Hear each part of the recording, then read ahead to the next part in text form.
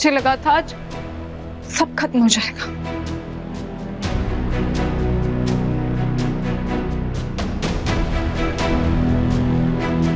पर रीत वहां मुझे बचाने आ गई।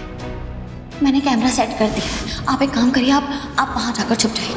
तू आई थी ना मेरा पर्दाफाश करने, तैयार हो जा, स्वर्गलोक में जाने के लिए।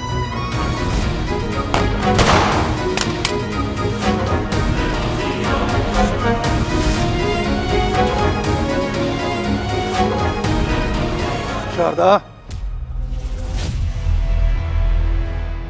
शर्म आनी चाहिए। ऐसा कैसे कर सकती हो तुम? इतना बड़ा फैसला लेने से पहले तुमने हम में से किसी के साथ सलाह मशवरा करने के बारे में सोचा ही नहीं। और ऊपर से पूनम बहू को तुम वहां एक अनजान ढोंगी पाखंडी बाबा के पास अकेला छोड़ाई।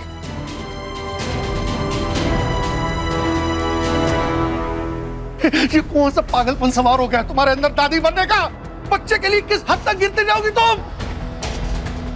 पूनम हमारे घर की इज्जत है, बेटी है हमारी। नहीं, ऐसा नहीं है, मुझे माफ कर दीजिए। मुझे नहीं पता था कि वो बाबा जी इतना बड़ा ढोंगी है।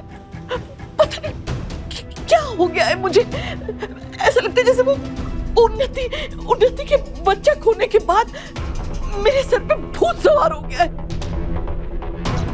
ऐसा लगता है जैसे किसी भी कीमत पर हमारे घर पे, हमारे परिवार में एक बच्चा आना ही चाहिए। मेरी बहुएं जानती है, आप जानते हैं, सब जानते हैं इस परिवार में कि आज तक मैं अपने बहू के सामने ढाल बनकर खड़ी रही हूं। लेकिन सच कह रही हूँ, मुझे नहीं पता। मैंने ऐसा नहीं सोचा था कि वो बाबा, ऐसा मुझसे गलती हो गई। मुझसे इतनी बड़ी गलती कैसे हो गई? कोई बात नहीं, आप शांत हो जाइए। आजकल दुनिया ही ऐसी हो गई है। हमारे परिवार में भी पता नहीं क्या क्या हो रहा है।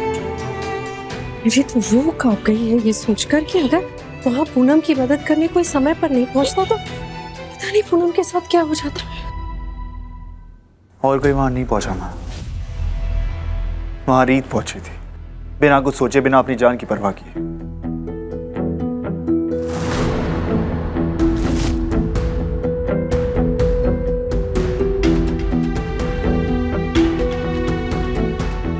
इसने किसी की नहीं सुनी, बस अपने दिल की सुनी और पूनम भाभी के साथ ही अनर्थ होने से बचा लिया। जो अपने परिवार के बारे में इतना सोचती है वो किसी का गलत कैसे कर सकती है? इसने उन्नी के साथ कुछ गलत नहीं किया। तो अब तुम इस बात को इस्तेमाल करोगे अपनी बीवी को बचाने के लिए? ऐसा नहीं है माँ, मैं बस आपको तस्वीर का दूसरा पहलू बता रहा हूँ। रीत ने उन्नी के साथ कुछ गलत नहीं किया, आप सब लोग उसे गलत समझ रहे हैं। राघव, प्लीज अभी इस बारे में बात करने का सही टाइम नहीं है। तो तुम इसलिए गई थी पूनम को बचाने कि तुम्हारी खुद की शाख बच सके? नहीं नहीं नीता आंटी, मेरा ऐसा कोई इरादा नहीं था। मैं तो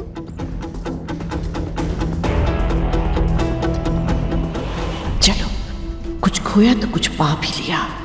कुल दीपक ना मिल सका तो क्या, कम से कम हमेशा के लिए इस नीता के सर से रीत प्रेम का बुखार तो उतर गया है। मुझे परवाह नहीं है कि नीता आंटी ने तुम्हारे लिए क्या कहा या माँ तुम्हारे बारे में क्या सोचती है। मैं बस इतना जानता हूं कि तुमने अपनी जान पे खेलकर पूनम की इज्जत बचाई है और आज मैं तुम्हारा कर्जदार हूं।